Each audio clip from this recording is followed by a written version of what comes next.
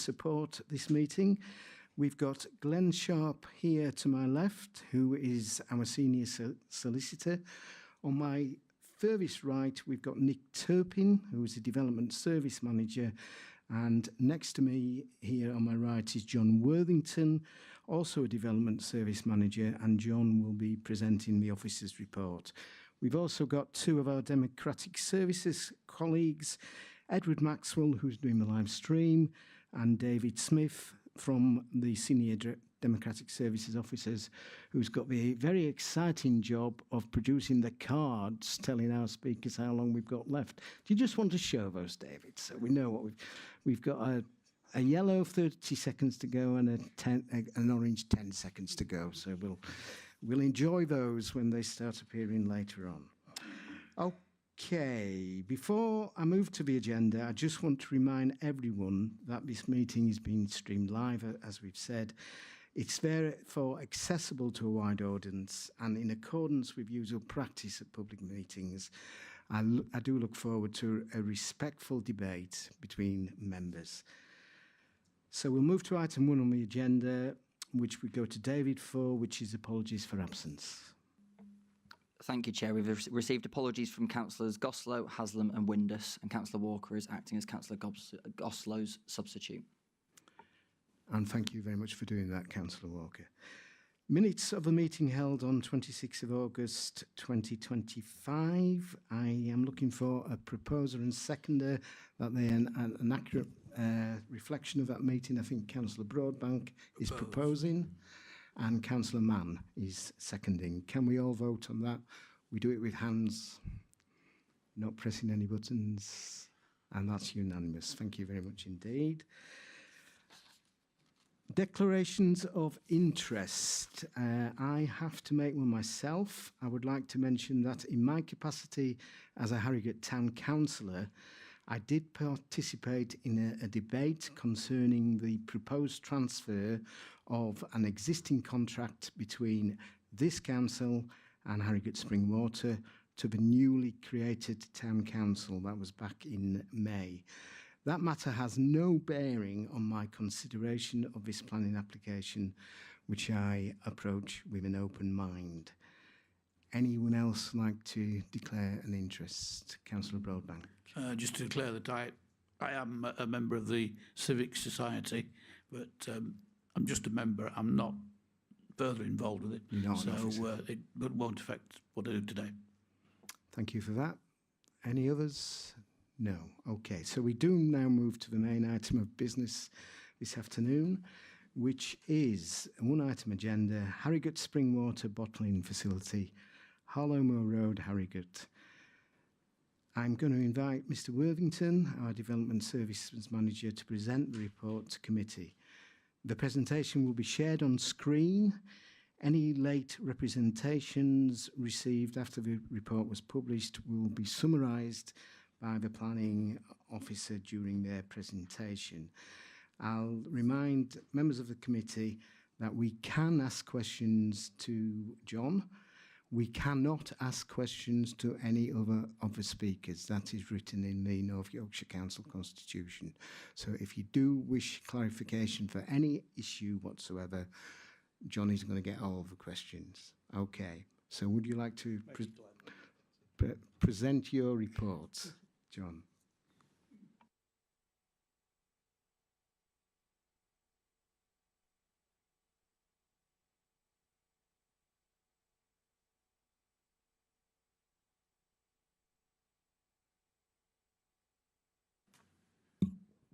Okay, thank you, Chair.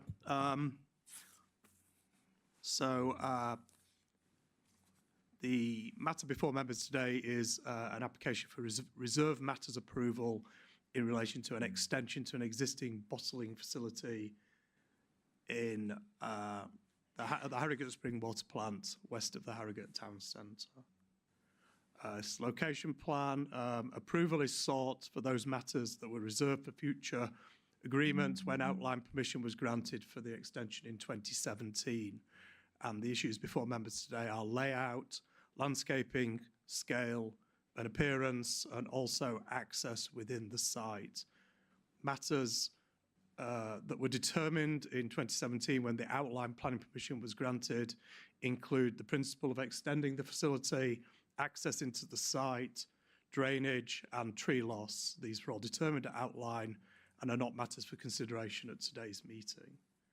Before us is the site location plan showing the works to the southwest of the current facility.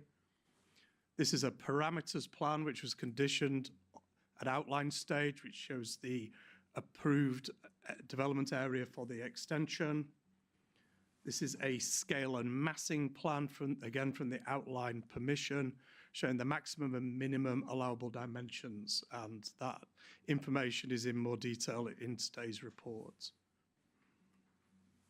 This is the proposed plan showing a building which does conform with the parameters plan from the outline consent. On that basis, the layout of the proposals are considered acceptable, and also the internal access arrangements are also considered acceptable. So that's two of the reserved matters. This is the proposed landscaping plan, which shows planting within those elements of the red line sites that are not being constructed on, and also additional landscaping on a strip of land to the west of the site. Replacement planting will exceed levels to be lost, and landscaping proposals are considered acceptable. Proposed elevations of the building, the key elevation is the key public-facing elevation is the one in the middle, which faces towards the north of the site. That's timber-clad, metal-clad, glazed openings. Consider that the appearance of the building is acceptable. These are proposed site sections showing the size and bulk of the building. These comply with the scale and massing plans, which are showed earlier from the outline stage, and they're at para 10.28 of today's report. The proposals comply with those massing and scale plans, so the scale of the building is also considered acceptable. It's the proposed site plan and some photos of the site. This is the access into the site, which remains unchanged and was approved at outline. The existing buildings on site, the proposal is to the beyond the buildings. This is a closer view, and the building will be on the land that can be seen behind the pallets pile where the treed area is. This is within the site where the building will be constructed. These photos were taken in July of this year, and a further photograph within the site. As an update to the report before members, paragraph 5.3 of the reports, the report advises that 32 jobs will be created as a result of the proposals, but the applicants have advised us that figure will actually be 50. Paragraph 10.19 of the report, the report advises the proposed landscaping will be maintained in perpetuity by the applicants. However, as they are leaseholders, that should be amended to read that it will be for the duration of their lease period. Members will have received a letter from legal representatives acting on behalf of Objector Group, raising a number of concerns regarding the legality of the proposals. Officers do not agree with the points put forward, nor do we believe they provide an impediment for determining the application today, and our legal officer, Glenn, will be able to update if members require that. So in conclusion, Chair, it's recommended that approval of reserved matters that are before members today be given, and that will be subject to the prior completion of a legal agreement which controls the off-site landscaping area. Work on that agreement is not complete today, and both the draft of that agreement and the final version will be publicly published before approval is formally granted in line with the Greenfields legal case decision. Thank you, Chair. Thank you, John.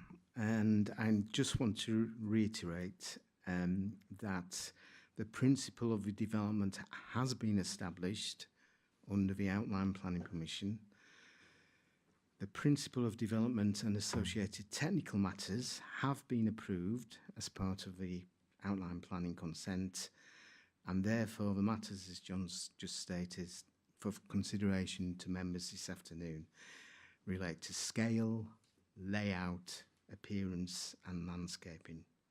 So please can I encourage members to stick to those issues and avoid questions in relation to issues such as highway impacts, flood risk, noise, land contamination or ecology, as these were assessed under the outline applications and where necessary controlled by the conditions on the outline consent. So we're taking questions to Mr. Worthington, and as he's the only one allowed to take questions, maybe our legal officer can come in to clarify things. I'm going to take, as long as you want to ask these questions, members. So I think Councillor Mann had his hand up first. If I can get this working. I understand that community groups could be given the chance to buy the piece of land on which Harrogate Spring Water wants to expand. The council, I understand, will have to sell the land which it owns to Harrogate Spring Water. Also, I understand the council has already designated the Pinewoods an asset of community value, which means it must consult the community before any land is sold. So I understand this gives local community groups the opportunity to put an offer together and place a bid. And it is open, I think, to the local planning authority to decide that listing as an asset of community value is a material consideration in this case. If I could ask Glenn to give the committee some guidance on this issue, please. The area of land in question is listed as an asset of community value. That is not material to the determination of this planning application. If the planning consent was granted and the scheme was to proceed, there is still a parallel or an ancillary legal procedure to go through in order to deal with that status as an asset of community value, and there would be an opportunity, period of 6 weeks, I think it is, during which it would be made available for other people to bid to acquire it. But in terms of the determination of this application, the status of that land is not material. There is a separate ancillary legislative mechanism to deal with that. Any further points, Councillor Mann? Okay. Councillor Walker. Thank you, Chair. So I'm just going to follow up. I do think the asset of community value is an important consideration. I totally acknowledge what you said. For me, there is a potential conflict of interest. If the council approves this plan, because of the agreement it's got with Danone, there is a financial benefit to the council. And if it were to sell the land to Danone, again, there is another financial consideration. So the first part for me is, how is the council managing that potential conflict of interest? And secondly, my understanding is that anybody can put planning in for a piece of land that they don't own, which clearly this is what this application is about. And my understanding is that to do that, there's obviously significant financial risk, which Danone has obviously decided to go for. It needs to be legally transparent and fair. And my understanding is that a Certificate B should be submitted to the landowner so that they know that that planning permission has been put in. So I just want to know whether that documentation, I believe it's a Certificate B, has been submitted so that we can, I'd like to be able to see that document to see whether it's been issued. I don't know whether we can make it available or not. And if that certificate has been provided, presumably North Yorkshire has said yes, so that that certificate can be issued. I'd like to know, if it has been issued, what was the comment on that certificate and the notification. So if we can get a comment on that. And if the council has supported that by issuing the certificate, surely that is predetermining an application by saying that the council is quite happy to provide that land for planning and I just want to understand the technicalities of that. So has that certificate been issued or not? And if it hasn't, can we legally proceed without a certificate, effectively saying that the council will at some stage potentially offer that land to Danone? Thank you. Right, I'll try. That's quite a long question, so bear with me. I think if I can summarise or attempt to summarise, if I'm doing it fairly, I think there are two main points there, Councillor Walker. First of all, you're asking about potential conflicts of interest given the leasehold arrangement and the fact that there are contractual relationships between, well, now North Yorkshire Council. It was formerly Harrogate Borough Council, but it's novated, to use the legal term, into the new authority following local government reorganisation. And then your second question concerned what I would broadly describe as the validation of the planning application that has been submitted and the procedure that we go through in order for that to take place. So in relation to the first, the potential conflict of interest, the scenario which we're faced with is not without precedent. Councils are asked to determine planning applications in their capacity as a local planning authority for all sorts of proposed developments in which the council corporately may have contractual interest. Similarly, councils are asked to determine planning applications for development on land which they own.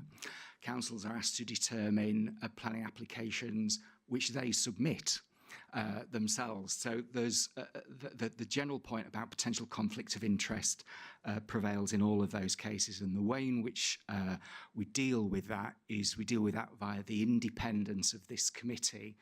Now, at the start of the meeting, Councillor Aldred, the chair, was very careful to say that he had had some involvement with discussions regarding contractual arrangements in his capacity as a town councillor, Harrogate Town Council, the newly created Harrogate Town Council. But he came to this with an open mind. He hadn't prejudged the planning application. It would be determined following his consideration of the report, the presentation that comes on. Sorry, I'm putting words into your mouth, but I know that's what you meant. Now, provided that all of the councillors in this committee can say the same thing here today, then that's fine. You can proceed to determine this application. If, however, somebody says, well, actually, I want this to proceed because I think it would be a good thing for the council to secure the financial benefits which would accrue from this, then you ought not to do that. You should recuse yourself from the committee. You can't prejudge the application in that way. So I think there is a perfectly proper way for us to navigate our way through that and determine the application.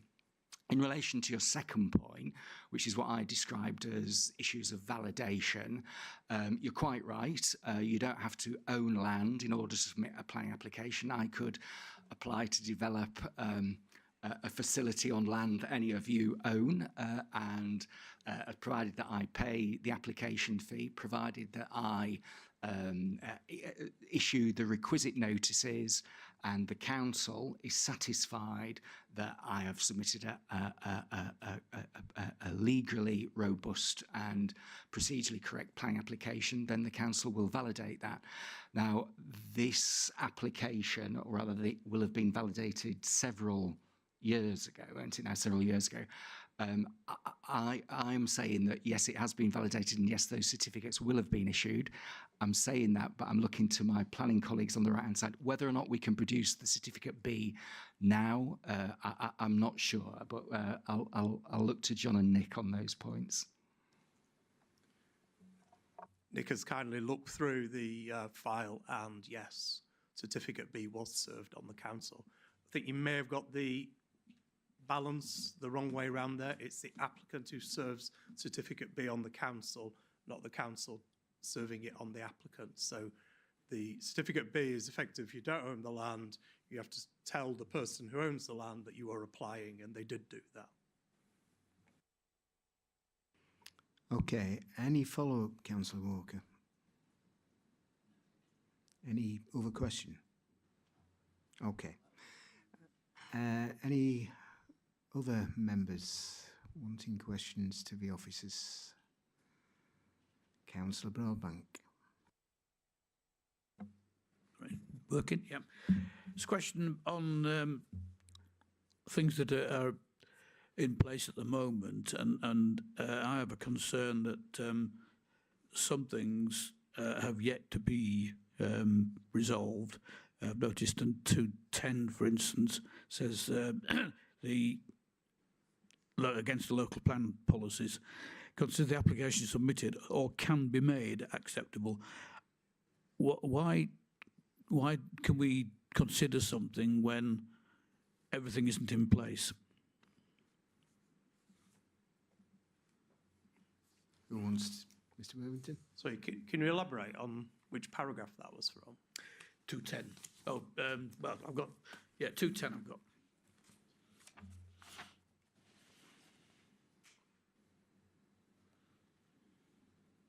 That's in the officer report, Councillor Broadbank, yeah. So I think the issue at play there is, as I've explained, the Section 106 legal agreement isn't complete today. And that's not an uncommon practice within determination of planning applications. Section 106 agreements are routinely resolved post a committee meeting. So our belief is that that Section 106 agreement can be completed, will be completed. There's been a legal change through the Greenfield case. We have to publicly make that document available at 2 stages before the decision notice will be issued, and that we would do.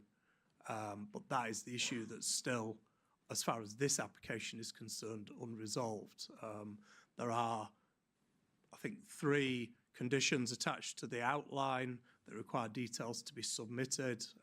One is in relation to highway matters. We don't have a submission for that, but I'm sure that will follow should this should reserve matters be given.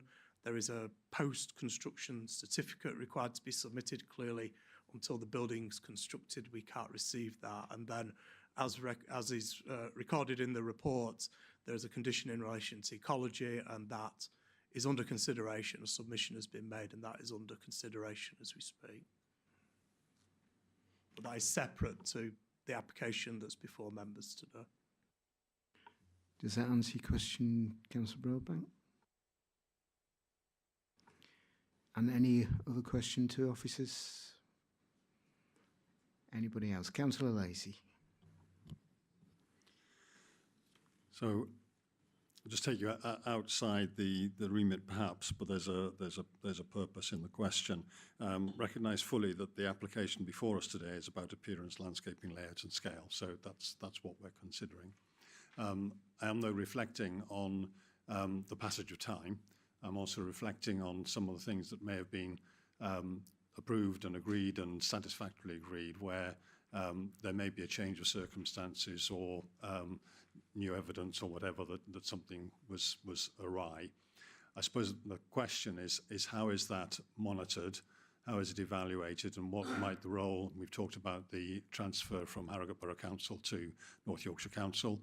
The area committee here is, of course, a subcommittee of North Yorkshire Council, but may well have a role in future in terms of ensuring that what goes ahead in a consistent way with the planning application, etc. So there's those, and I'll use a little example in terms of new evidence or whatever. This summer has been extremely dry. The aquifer from which the water is being drawn at potentially double the rate that it has historically could have ecological impacts that were not envisaged. Now that wouldn't be material to today's decision, but what are the mechanisms by which were that to become material through whatever evidence that either redress or conversation or action could be taken, not necessarily to overturn a planning application, but in order to see the good of the ecological environment. I mean, can we have silence in the gallery, please, whilst proceedings are carrying on? Mr. Worthington. The outline is granted. We can't go back and revisit that now. That is a permission that exists. So that's the position where we're at. Can I ask for silence whilst the officer is speaking, please? as I've mentioned, there is a condition in relation to ecology. That's under consideration. I have no reason to believe that we will not be able to discharge that condition. So that's the position we're at. You want to come back, Councillor And Lacey? just a clarification, because I note in the consultees that Yorkshire Water, relevant to the example that I gave, made no observations on this current application. Now, I presume that is because of the restricted nature, the elements under consideration, and that their previous input on ecology, water, etc., would have been made at previous stages. Yeah, we've asked them for comments on the matters that are before members today. So their comments in relation to this application are pertinent to those issues, yes. I think, Councillor Walker, you have a further question. Yeah, so I've actually got three, but I was trying to give others the opportunity to speak. So I'll just go through them one at a time, if that's okay. So obviously, Can we get the answers one at a time as well? yeah. So three questions, three answers. Yeah, let's do it like that. So obviously, we need to make it the decision based on the areas that are in the proposal. So if we just look at the appearance first of all, you've said it meets the criteria, great. But I just wonder if you could just expand on that a little bit more. So how does the industrial design that is in the plans comply with local policy HP3, which requires the development to protect and enhance the spatial qualities and characteristic of the area, particularly as it's adjacent to a designated conservation area and special landscape area. So if you're able to give a bit more detail of why you feel that it meets that criteria, that'd be helpful. Sure. I mean, the starting point is obviously that the principle of a building in this position is already approved. So it's the detail of the appearance of that building. Now, the building is on one side adjoining the existing building, on the other side facing a retaining wall. The rear of the building, if I can describe it as that, is into the service yard. So there's one key northern-facing elevation that is of importance. Now, the building design is set down to limit its appearance. There will be planting in front of it, and it is clad in a variety of materials that we believe will give it its appearance in a manner that is not intrusive in its locality. So that's the judgment we've come to. Question 2. Thank you, Chair. So about the landscape character, so given the site's location within the Pine Woods and Valley Gardens SLA, how have you come up with the justification and conclusion that this does not cause significant harm to landscape contrary to C9 and the landscape character assessment in 2004? I think that question is really pertinent to the granting of outline consent. If you can explain which of the reserve matters you're thinking of there. I just think it's going to have a huge impact on the site next door, and I can't see, reading the documentations, how that we're still trying to overcome that. It just is right next door to an area that is really sensitive, and I just don't see how we've mitigated that enough. I just can't get the evidence out of the documentation. I mean, again, to repeat, the principle of a building there is established. In relation to the direction, the building is set against a retaining wall, so effectively that the height of the building is at the same point of that, so the building is therefore set down. I don't know if we can put that on the screen, Edward.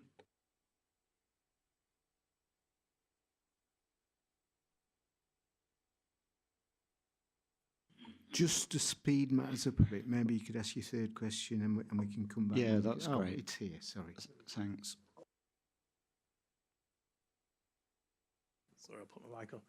So what we're looking at is, this is looking from the service yard towards the building, and at the far end you will see that the height of the building is the equivalent of a retaining wall, and then Pinewood area is beyond that. So when viewed from the opposite direction, the roof of the building is at the same level as the ground. In other words, the building is set down to mitigate its impact. So by all intents and purposes, views are limited. I'm not going to say that they're non-existent, because that is the case, but it is limited by setting the building down, and that is mitigating views from that direction, coupled with the fact that the building is not hard up to the boundary there. There will be planting beyond that that's shown on the landscaping plan, which is there. So within the red line, if I can get the cursor working, there's the area there between the red line starts at that point. So there's a significant portion within the site, within the red line, which isn't actually where the building is, and then the building is set down significantly. Are you coming back, Councillor Walker, on that specific point? No, don't need to come back on that specifically. Okay. And Question 3. The final question, although it's not specifically what we're determining today, is really a point of clarification. So it's about the biodiversity net gain, and I know that was in the solicitor's letter. So for me, part of that has been answered. We need to make sure there's no loss of biodiversity under condition 12. There seems to be a slight conflict in the report from the ecologist of the 8th of December that says that needs to be discharged prior to the reserve matter. Why is there the slight contradiction? And I just wondered if you could answer that fully about where we need to determine about the biodiversity net gain. Is that, have we pre-discharged it? Are we happy with that? Or is that something that we need to put in the 106 agreement? Well, firstly, the outline was granted before biodiversity net gain legislation came into force, so the principle was established before that was in place. In relation to ecological matters, if I can describe it as that, that's where it's controlled by condition 12. Now, we believe that as officers, determination of the reserve matters can take place prior to the discharge of condition 12, so that we brought the application forward at this point. So that's how we see it. That there is no conflict by determining the reserve matters in advance of the discharge of condition 12. Condition 12 will ensure no net loss, but it won't follow current biodiversity net gain requirements because the application predates that. If I could just come back on that, and this is the issue I really have. I get the regulations are what they are, but if this planning application had come to us today right from the scratch, then we'd have to put a biodiversity net gain in. We'd have to be much more stringent in determining any planning.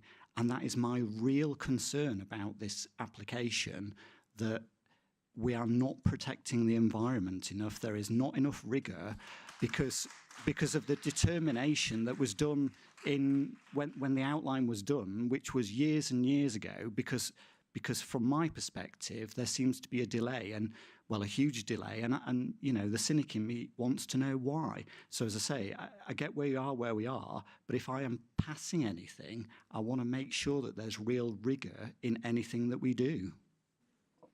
Okay, I don't, unless you want to come, do you want to answer that, Mr. Wormington? I don't think it really was a question.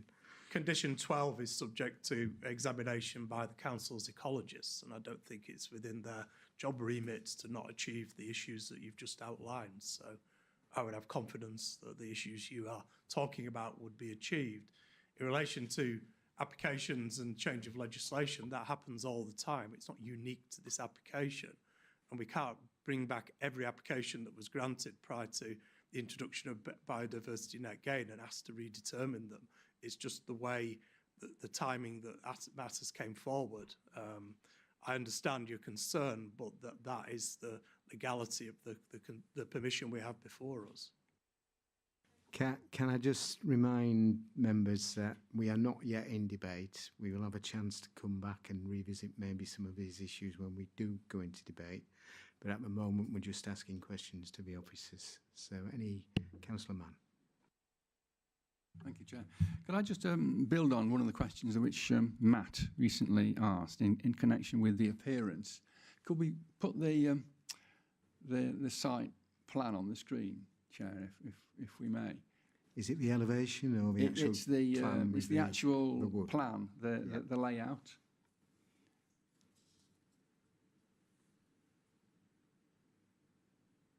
Yeah.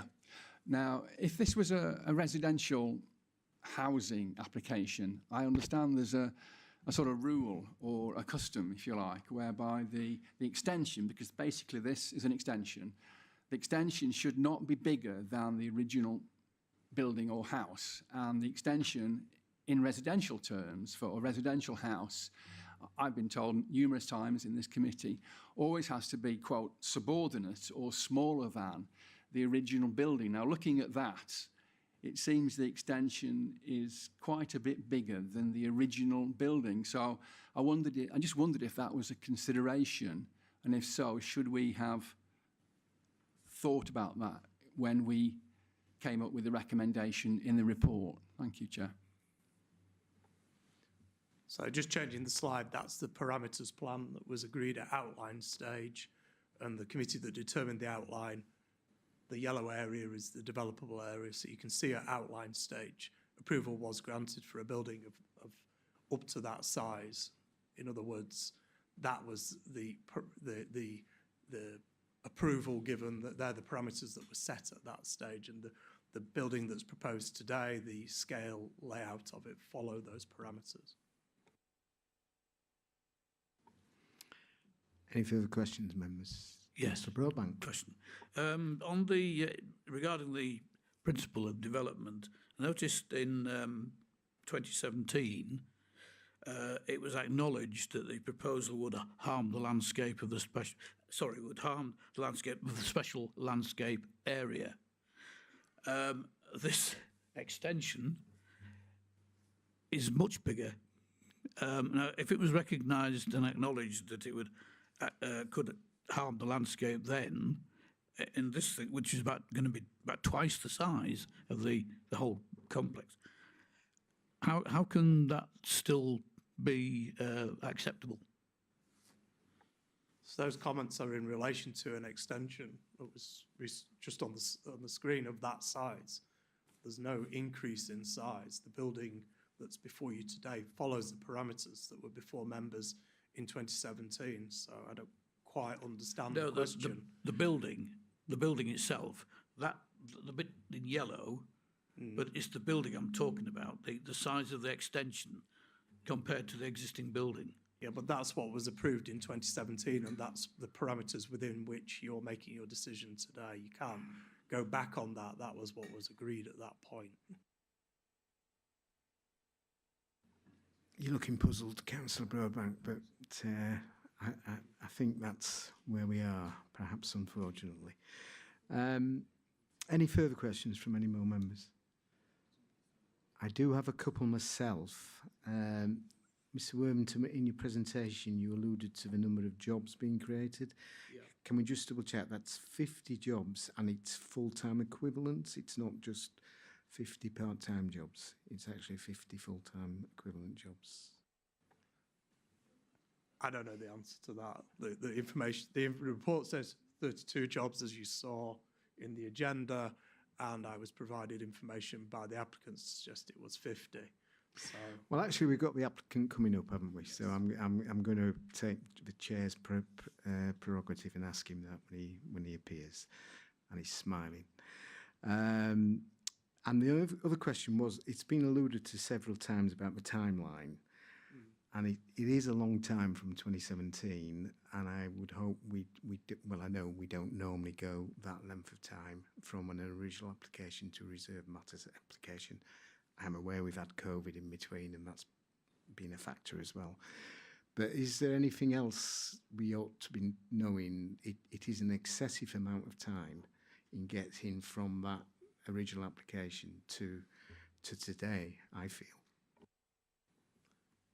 I wouldn't disagree that it's longer than the usual time that we would take to get to this point. But I think you've alluded to one key issue that's occurred in that period, which was COVID. I think the other issue was from the operation of the applicant's point of view was that they have changed their kind of makeup, as it were. There was a change of hands there, and I think that has, to a degree, delayed this matter coming forward. Okay, thank you for that. Right, I don't think we've got any further questions, and I do apologise to officers for taking our time and grilling you on those, but that's what we're here for. And also, under the new constitution, we can't ask questions of anybody else. So, unfortunately, officers are going to take the brunt of it from now on. We do, however, have 4 other speakers to address us this afternoon. So I can just remind you that each speaker has time 5 minutes to put their case forward. We talked about the cards earlier. As we get towards the end of the 5 minutes, David will hold up 2 signs to inform the speakers of this. The first one will be for 30 seconds, and then again 10 seconds. And could I ask everyone in the public gallery, please, these speakers, I'm probably not as used to speaking in a public arena as some of the councillors here. Can you be courteous, please, and not enter into applause or the opposite of applause as we go through these 4 speakers? They've all got serious points to make, and it is our duty as members to hear them out. And we'll only give them the 5 minutes there. So I'm going to ask the first of the speakers to come forward. I think, Neil, you've been shown where you should be seating here and how to work the microphone. This is Mr. Neil Hind, who is the chairperson of the Pinewoods Conservation Group. And you've got 5 minutes to address us, Neil. Thank you, Chair. Afternoon, everybody. I'm not just speaking for the Pinewoods Conservation Group, but also for Save Rotary Wood, Zero Carbon Harrogate, the Campaign to Protect Rural England, and over 1,000 residents and various other interested parties who have all objected to this application. I appreciate that's quite a long list. The applicant rests, as you've heard, on outline permission granted in 2017, a permission that came with clear environmental safeguards, especially condition 12, which required a full ecological mitigation and management scheme to be approved before any detailed application could even be submitted. That condition was never met. When the current reserve matters application was validated in 2020, no ecological management plan was in place. It has also been suggested that the council should have taken a full environmental impact assessment that was never done, maybe because of mistakes in the original application.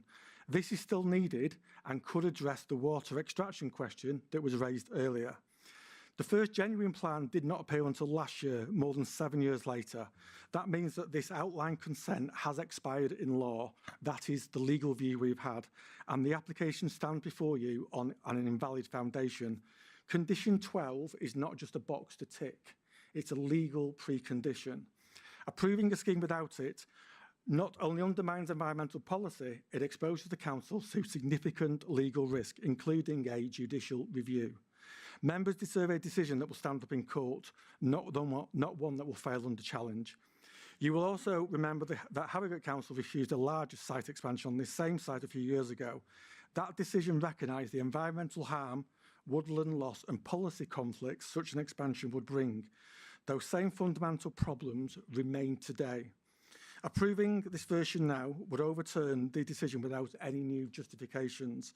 Even if condition 12 was considered somehow live, the ecological evidence still fails that policy test.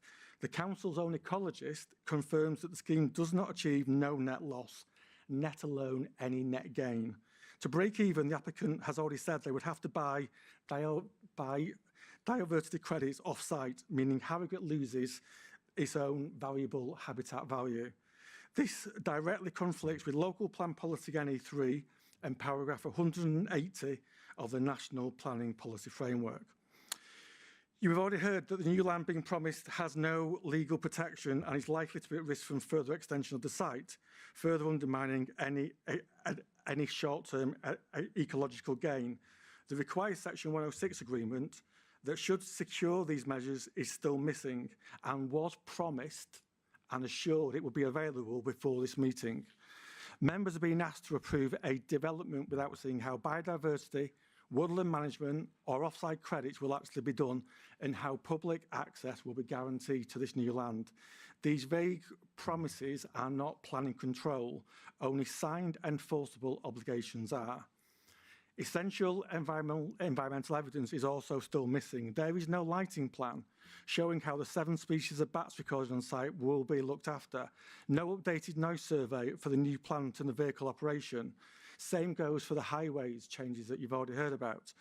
These are all required under the Wildlife and Countryside Acts and Habitat Regulations to demonstrate that these protected species and nearby residents will not be harmed. Without that evidence, members cannot lawfully conclude that the impacts are acceptable.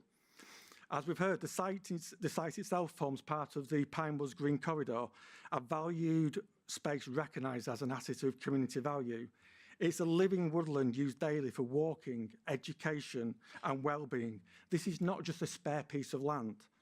Its loss would have a permanent and be permanent and contrary to both policies NE3 and HP1, which are there to protect green infrastructure and landscape character. So let's be clear here. Condition 12, never discharged, outline permission has lapsed. Any net biodiversity gain or even any quality of net biodiversity not achieved. Section 106, missing and currently unenforceable. Lighting and noise evidence, highways evidence, still absent.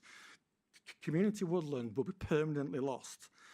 The history that we've had, we know sites have already been rejected here. After 7 years, the facts remain the same. No lawful condition discharge, no completed 106, no adequate environmental evidence. You cannot protect biodiversity or public trust on missing documents.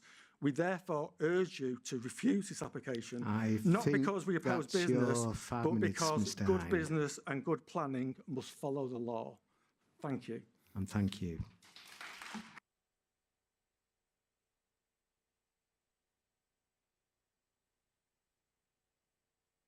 Okay, so we're going to move on to our second speakers, because this is 2.5 minutes each in this particular slot.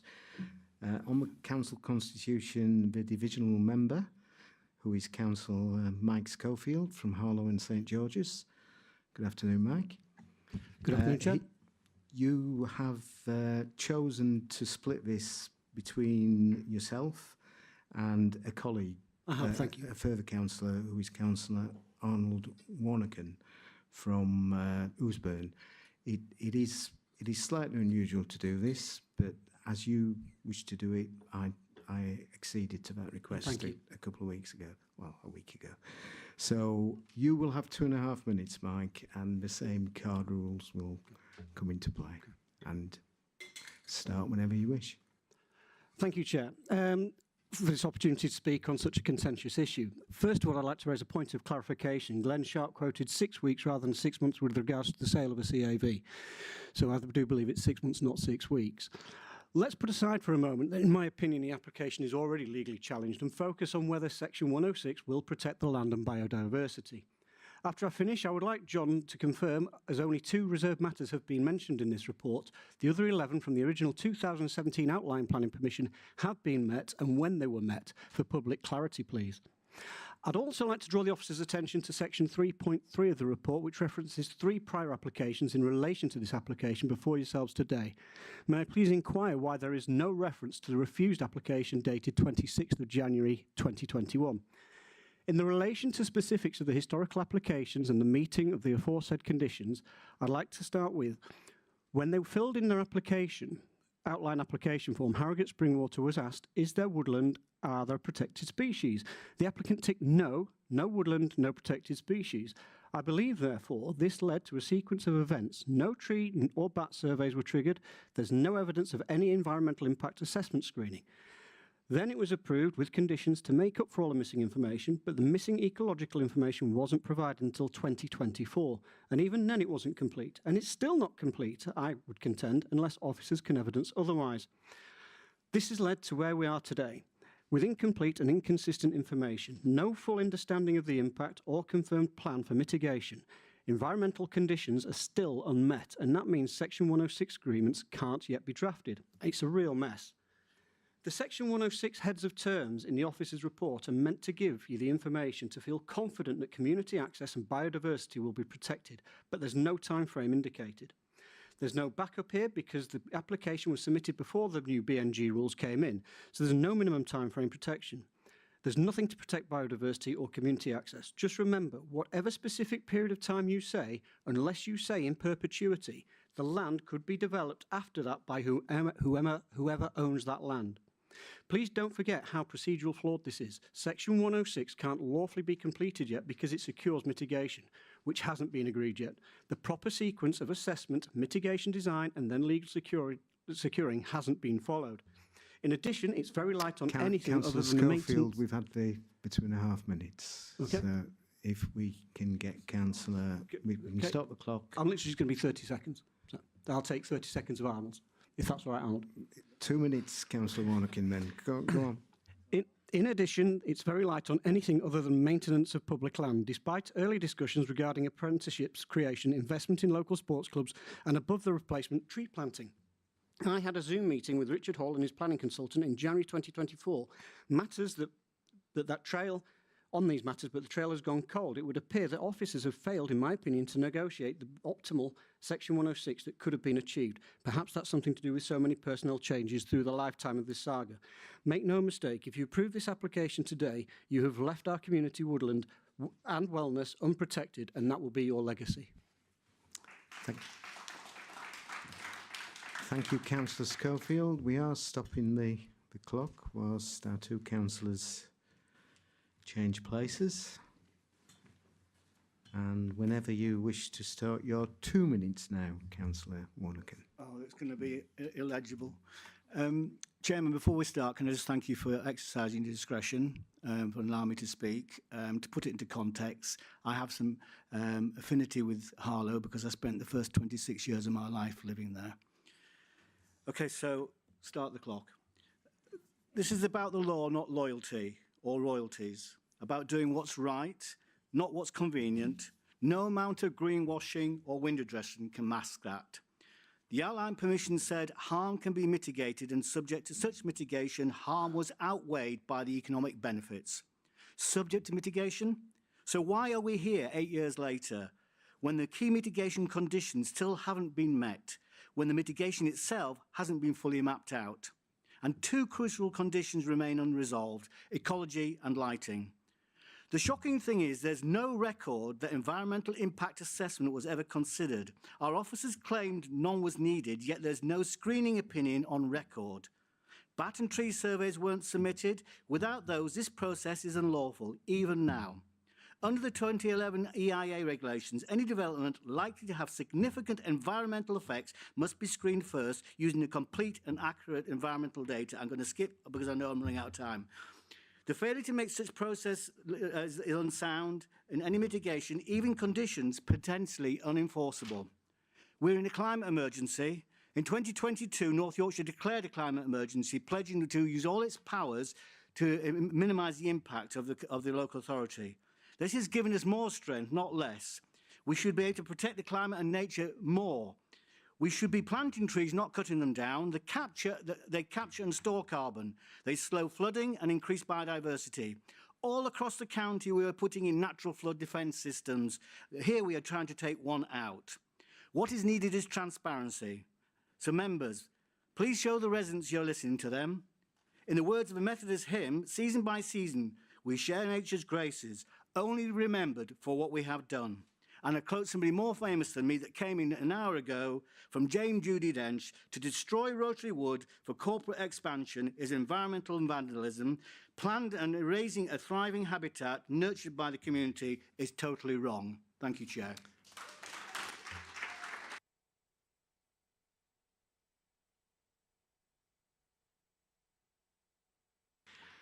I love a good old Methodist hymn, and I daren't stop a quote from Dame Judy Dench. So you had more than your time there, Councillor Warner couldn't, but well done. Our final speaker to the members is the applicant, and on behalf of the applicant, we will hear from Mr. Richard Hall, who is the Managing Director of Danone. And Richard, whilst you're getting settled in, I'd be grateful if you could address that issue of how many jobs would be created if they are full-time equivalents. I will, Chair. Lovely, okay. The floor is yours whenever you wish to start. Thank you. Just to correct one point, I'm the Managing Director of Harrogate Spring Water. Just point at Danone. You see, duddy information from these officers here. So we haven't started yet. We'll start when Richard starts. Thank you for that. Thank you, Chair. Thank you, councillors. So I'm here today to speak about our revised plans to sustainably expand our operations. As you'll know, outline planning permission was granted in 2017, and today's decision focuses solely, as mentioned, on the reserve matters, which relate to scale, layout, landscaping, and the external appearance of the building. Our application has attracted considerable local attention, and I will address that. We are a small local business, proud to be based in Harrogate and to carry the name of the town.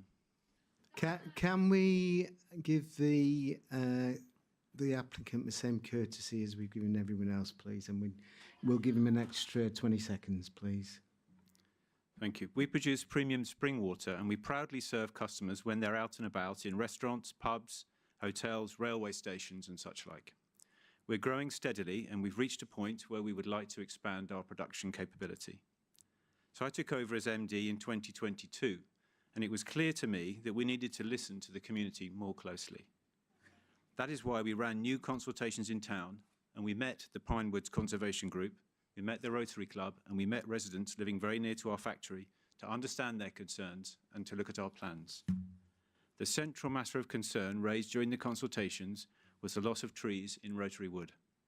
And our proposal will create a new area of publicly accessible woodland the same size as the area that would be lost, and it will be joined up with Rotary Wood and the Pinewoods.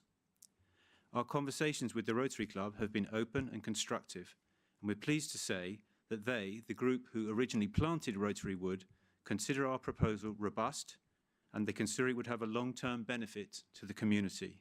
They do not object to the plans, and we're pleased that the Harrogate Civil Society is also neutral. As well as being a responsible neighbour, we contribute to the town through offering employment, using local contractors, supporting local charities, and spreading the name of the town throughout the country. We'd like to continue to contribute to the prosperity of Harrogate, and to do so, we must be able to grow sustainably and to compete. This will help to secure our long-term economic growth. So let me recap how we've acted on what the community asked of us. We've refined our building design so that it will be largely screened by trees. We took some time. There was a comment earlier from one of the councillors about the time it has taken, because we listened to the community, and we have now committed to buy new land behind the factory and turn that woodland into woodland for the community. That took some time to locate and to negotiate. This land is the same size as the woodland that would be lost owing to the expansion of our site. We've taken advice from local council experts on tree species, on planting, and we will work with local residents to ensure the footpaths are linked up with the adjacent woodland and the design is appropriate. We will also support any application for the new woodland to be designated as an area of community value, an asset of community value. Overall, on this new 2-acre site and with other local sites, we will plant 6 times as many trees as are removed, around 3,000 in total. And to demonstrate our good faith, we have already planted 800 in the local area. The reserve matters shows there will be no net loss, but following your question, Councillor Ward, we can confirm that we've committed to a 10% biodiversity net gain through tree planting and the purchase of credits. Throughout, we've remained transparent and ready to engage, including with those who still disagree, and we will continue to do so. These are not promises for the future. They are actions that are already underway, and they are included in the Section 106 to be agreed. Local businesses like ours, expanding sustainably, are important for the town of Harrogate, and this project would generate around £2.3 million every year for the local economy and create 50 permanent jobs on site. In order to understand local community opinion, On our project, we have commissioned an independent research by Census Wide, an accredited member of the British Polling Council, to run a survey in Harrogate. The survey was sent to 200 randomly selected people across Harrogate, and I'm pleased to say it shows strong public support for our approach. 71% of residents questioned expressed a positive view of our plans, and more than 90% agreed that our tree replacement scheme is a fair and adequate compensation. That tells me that our proposal answers the concerns expressed by residents, and they will welcome our investment because it will boost the local economy, protect local jobs, and continue to build the name of Harrogate. I hope the members will support your office's recommendation and approve our Reserve Matters application, which will enable this much-needed local investment. Thank you for your time, and I think we cannot take questions, can we? So thank you for your time, councillors. Unfortunately not. Back in 2017 we could, but Yes, the rules have changed since then. But thank you for your presentation, Mr. Hall, and that was within the 5 minutes, so that is excellent. And it answered my question as well, which was great. Okay, so I just want to reiterate before we go into the debate, members, that the principle of development has been established under the Outline Planning Permission. I think we all know this. Planning law is clear that a reserve matters application needs only to address reserved matters, as a principle of development and associated technical matters are approved as part of the outline. We've already heard the matters under consideration this afternoon are scale, layout, appearance and landscaping. The scale and layout comply with the parameters Mr. Worthington told us conditioned at outline stage and are considered to be acceptable. The proposed landscaping has been reviewed by officers and amended through the application process and is considered to be acceptable. The appearance has been altered through the application in response to officer comments, as we've already heard from a couple of questions, and is also considered to be acceptable. All other aspects of a proposed development, such as highways, impacts, flood risk, noise, land contamination and ecology, were assessed under the outline application and are, where necessary, controlled by the conditions on the outline consent. So let us talk about those matters, the reserve matters. We are here to debate, and who wants to start? Members. Councillor Mann. I find myself in a difficult position, Chair. I feel my hands are tied to some extent. I've listened to the views expressed by the public. We've had some good presentations. I hear what's said in relation to the tree replacement scheme. 500 trees will be planted which were planted by school children in a section of the pine woods known as Rotary Wood, will be felled. It's very upsetting, I appreciate. On the other hand, 3,000 trees will be planted to replace them. So it's very difficult. I understand that we've had over 1,000 objections and just 11 expressions of support. But on the other hand, we're going to be creating some jobs, 50 extra jobs. So I find it a very difficult position as a member of this committee. I feel that my hands are tied to some extent. I've listened to what officers have said. Just to quickly go through what we've been told, we have been told that we need to observe the procedures and processes of our local planning system. As I say, I think we've been told the scale and layout of the proposed development is compliant with the parameters. I mean, we've raised questions about the size of the extension compared to the original building. We've been told that's acceptable. In relation to the appearance, we've been told that although the building is industrial looking, we've been told by officers that the scheme has been altered, the appearance has been altered in response to officer comments. So I appreciate that things have changed during the 7 or 8 years, which is a huge length of time, I appreciate. And that's been changed and altered in response to consultations and comments from the public.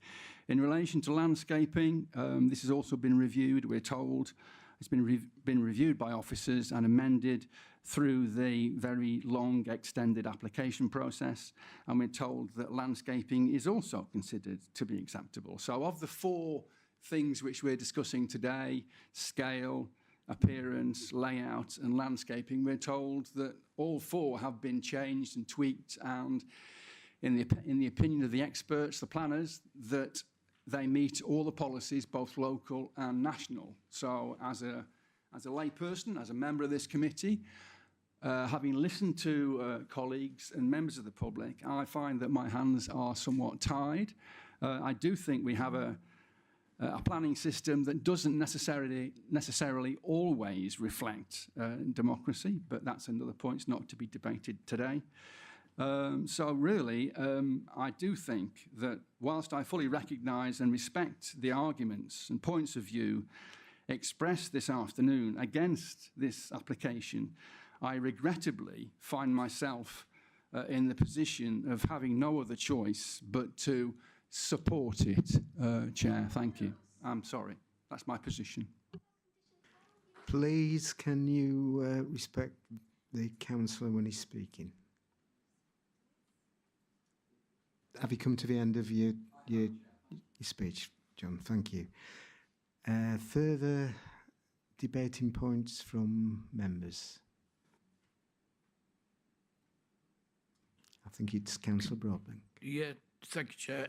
I have some very real concerns about the application and the size of the building. I've heard, I understand all the comments that the planning officers have made, but in the end, well, we take on board the technical and official advice. We also take on board what our gut feelings are about the area, about the town. I've lived in this town all my life, and I really do feel very upset about the areas, character of the areas, special qualities of the area that are disappearing. And I think, as a member of the planning committee, I've got to take that into account when I as well as listening to the comments from the officers. I can't, I won't be supporting the, well, in fact, I might recommend something different. I won't be depending whether this is a seconder or not to the recommendation. But I will be recommending something else if the recommendation of the officers is not accepted. I'll be coming up with something else. Okay, thank you for that advance warning, Councillor Broadbent. Councillor Walker. This is a really difficult decision because it's about a planning policy which isn't fit for purpose, as John alludes to, but it's actually a moral vote for me. My 4-year-old niece is very sensible. Her dad plants trees, and she knows that plastic bottles are not a good thing. And I agree with my 4-year-old niece. She's a very sensible little girl. And, you know, she's planting acorns that my granddad, well, her granddad has given to her. So there's a real moral obligation to do the right thing. Councillor Warnecan talked about some of the council's policies, and he's right. This doesn't fit with any of the other council policies about environmental protection that we're trying to do.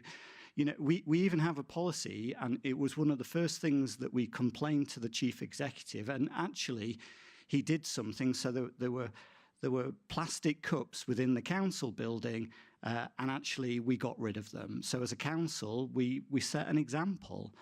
And that's what we should be doing today. We should be setting an example, not just to the residents of Harrogate, but to the residents in the whole of this country. One of the things for me that I have real trouble with, it's about the biodiversity credits and credentials that we need to do, and that really worries me that we're going to get that wrong because we haven't got all the evidence from the start. And the other point that I'm really concerned about is the legal process that we're going to go through. So a number of people, and independently, I got to a very similar conclusion that condition 12 needs to be discharged properly, and it hasn't. And it's really clear at the bottom of the solicitor's letter that we all got sent, is what it says is conclusion. Any failure to address the points raised in this letter is likely to render the decision legally defective and therefore liable to judicial review. So from a councillor perspective, this is going to cost the council an awful lot of money. And I've got to think about that as well. So there's all those elements. So I cannot support this planning. Thank you. Thank you, Councillor Walker. I'm just going to bring the solicitor in on the legal point you raised there, because Mr. Hind obviously alluded in some detail to the legal process. And as you said, we've all had a letter from a firm of solicitors in Sheffield who deal with planning issues. So I think you've got a point to reference there, Glenn. Thank you, Chair. Yeah, just for a number of people have alluded to the letter. Mr. Hines very fairly paraphrased what was contained within it. I know that all the members of the committee have received a copy of this letter, which we have responded to. But in summary, the letter made 3 points.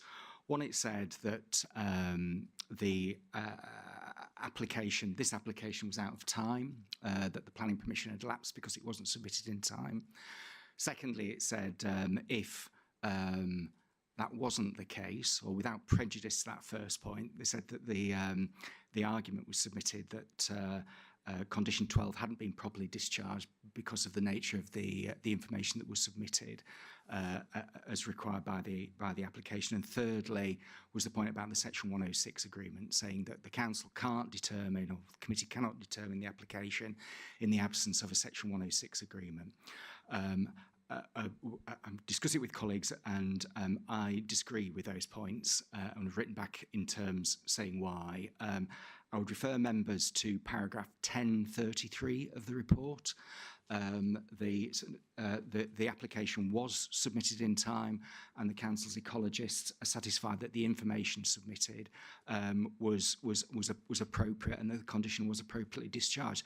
There have been further discussions around wet woodland and other things. That's a normal iterative process which happens with planning applications. I don't make any point beyond that.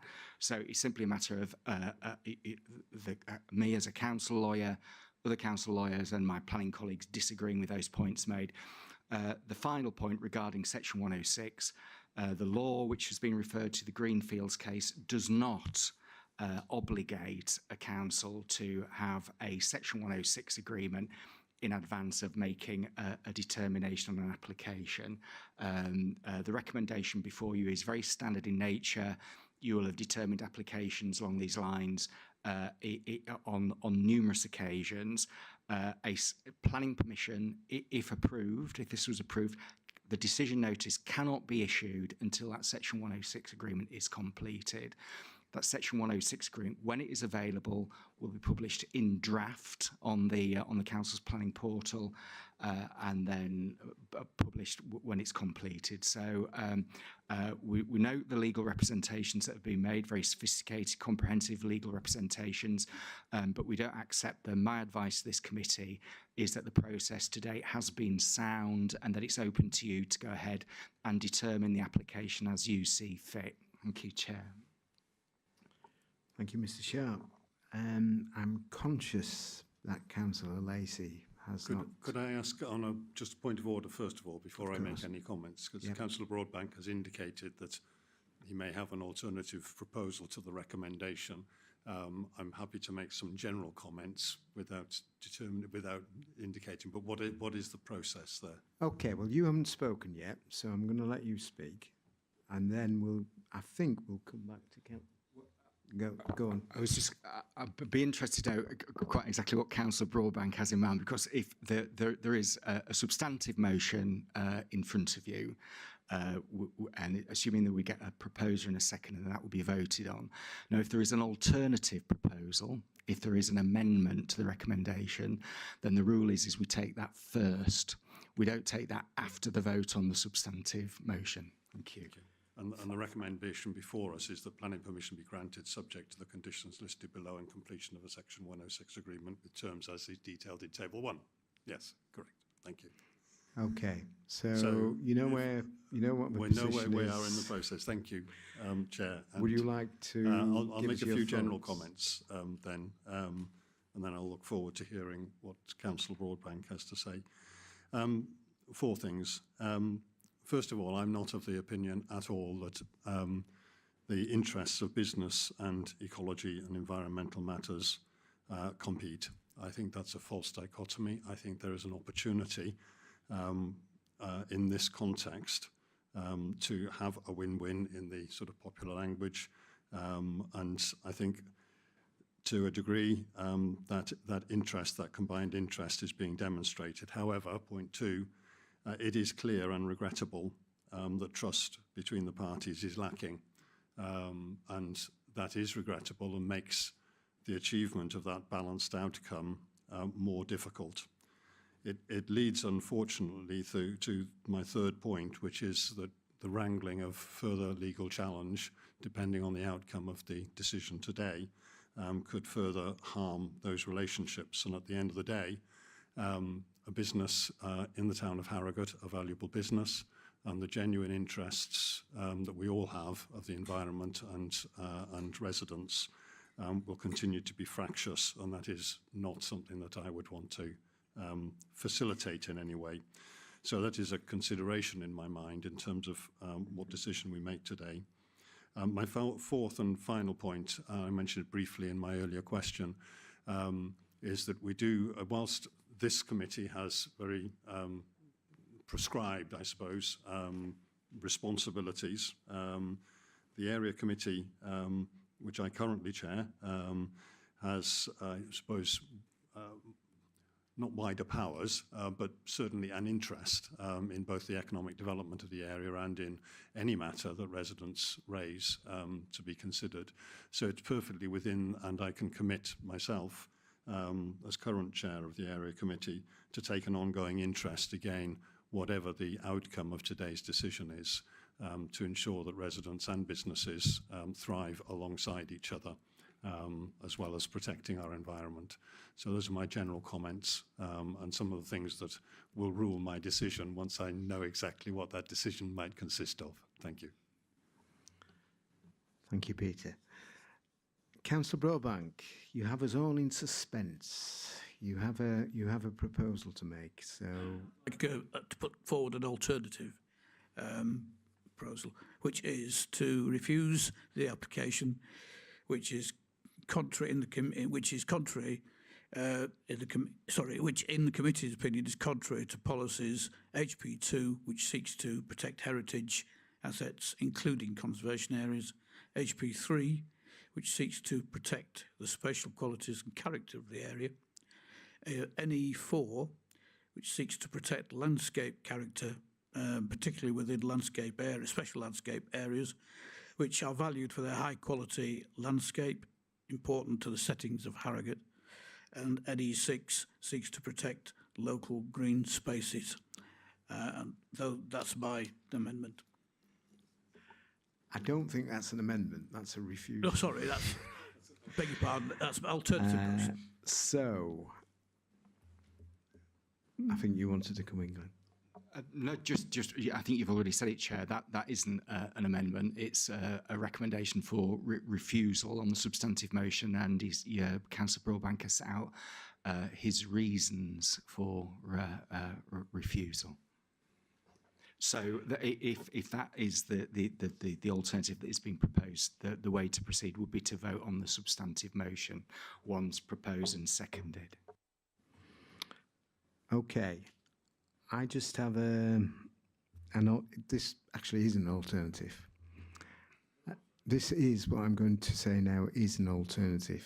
And I think I can do it procedurally. I'm sure I'll be told if I can't. I think this is I accept what officers have said about Section 106, and we know we do this as a matter of course. A lot of applications we delegate the chief officers to negotiate with 106. It didn't used to be published in advance, I think, but it will be now because of a legal case that John referred to. But I sincerely feel that this application is so important to Harrogate, as befits the amount of interest today and also the amount of objections as well. So my proposal is we defer the application and we reconvene as a committee when we know what we're talking about in terms of Section 106, and we know that the condition 12 has been sorted. There's a legal term for that. Discharged, thank you. So that would be my proposal, that we don't go for a complete refusal, although we could vote on that. But we because it is really important and there's been really good points made, particularly by the objectors, I have to say, and Councillor Walker has made the point on a number of times that we are kind of voting for the Section 106, which we don't know about. And I agree with that. Normally we do that, but I think in this particular instance, I think there is a reason why we shouldn't do that, why we should defer it and bring it back to the committee rather than just simply go ahead. So that is my proposal. I think that is an amendment. It is, Chair, yeah. So, could I just to be clear though, for purposes of good order, so you would be proposing to defer on the basis that the committee requires more detailed information regarding the contents of a Section 106 agreement. Is that's correct? I think that's the easy bit. And I understand that is, and the discharge. Discharge of condition 12. Yeah. And again, I would refer members to this paragraph 1033 in the report. Now, saying that the North Yorkshire Council's ecologists are satisfied that the full mitigation for the extent of the loss of plantation can be achieved. However, the ecologists and the applicant are looking at an opportunity to provide a wet woodland adjacent to the site. They're reviewing the necessary details, etc., etc. You can read it for yourself in 1033. So I think what you're saying, without wishing to put words in your mouth, is you're looking for more detail on the Section 106 agreement and more detail in relation to that work that is taking place and the discharge of that condition. If it's something else, then no. You've surmised that brilliantly, Glenn, and I do think we owe it to the public that we can't go ahead and just accept this because those are unknowns, and it is, as several members have said, such an important application. Councillor Walker. So if I can ask for a point of clarity. So I could only support that if we could include in the 106 agreement, when we're obviously going to discuss it outside of here and come back, but I could only support that if we could insist that all the current BNG regulations are included in that 106, and we have reports that show clearly how those can be met or they can't, so that it is really robust. And that's the only way I would support that amendment. I think we can't forecast what the Section 106 would be, but we could ask, certainly, that BNG be looked at as part of the Section 106. What we'd be getting back, Matt, is a draft. So, you know, it would be up to us as a committee to accept that or not when it came back. And I think we can ask for BNG to be looked at in terms of the legislation. Are you saying no, Mr. Sharp? No, I'm not saying no, Chair. I'm saying that this committee can't ask for whatever it wants to be put into a Section 106 agreement. With respect, it can't, because local planning authorities are fettered by government policy policy at national level, national planning policy framework, and the law, and the very specific criteria as to what can and can't go into a Section 106 agreement, the tests regarding its necessity, has to be reasonable, related in scale of kind, enforceable, and so forth. So it's important that we make that caveat as to what can go in a Section 106 agreement. Also, in relation to BNG, the inescapable fact is that the application was pre-mandatory BNG. We heard from the representative of the applicants that they are in fact going to provide 10%. So there may be some scope for negotiation there. But I just need to make the point we can't ask for anything to be in a Section 106 agreement. Sorry, Chair. Okay. Does that clarify, Councillor Walker? No. So if we were put an application in now, my understanding is there are 4 key areas that we could put in the 106. So all I'm asking is that we need those putting into the agreement now. I get we're doing it on a different timeline because it was put in 2017, but all I'm asking is that those 4 conditions that an ordinary, so if we were to start from scratch again and we were to do that and we had to do BNG, my understanding is there's 4 areas that we could put in a 106, and all I'm asking is that those 4 areas are put in the 106 agreement now, so we know exactly what the net gain will be and all those kind of things, and that I think gives us some reassurance. If we can't put those in, then I can't support your amendment, unfortunately, Councillor Aldred. What goes into the Chair, the Section 106 agreement also is determined by the subject of the application to which it relates, and this is an application for reserved matters consent relating to appearance, landscaping, layout, and scale. Okay, and you've made your point there, Councillor Walker. I suppose I should ask if Councillor Lacey. Just briefly, I'm warming to, but I'm listening also to what the Section 106, and the reason why I'm warming to it is simply the points that I made in terms of creating a space in which relationships can be built and consensus achieved. And if we can squeeze that objective into a formal planning process, then that would be my objective were I to support your proposal. Okay, can I take that as a second? Well, we don't have to do it officially yet, and I know Councillor Walker wants to come back.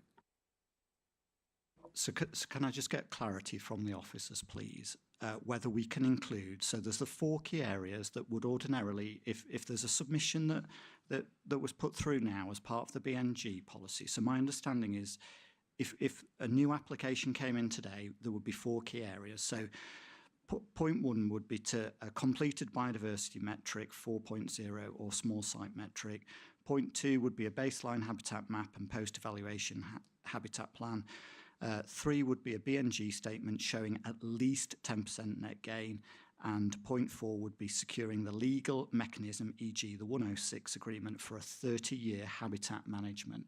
If we can put those into your amendment, then I would vote for it, but otherwise I would vote against it.